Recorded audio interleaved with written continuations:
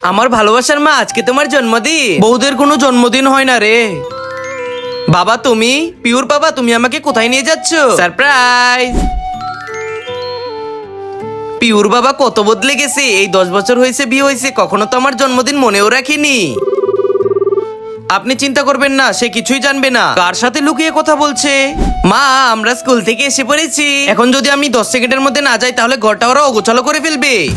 মা, আমি আমাদের ইউনিফর্ম গুছিয়ে ফেলেছি আর আমি আমাদের ব্যাগগুলো ওইখানে রেখে দিয়েছি। আজকে সূর্য কোন দিকে উঠেছে কিছু বলার আগেই কাজ করে ফেললো ওরা। দিদি, আমিও জেনে গেছি মায়ের কি হয়েছে। ছোট, কাউকে বলিস না, আর মাকে তো অবশ্যই বলবি না।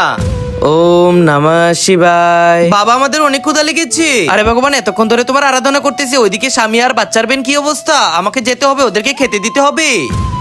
বাবা, অনেক টেস্টি।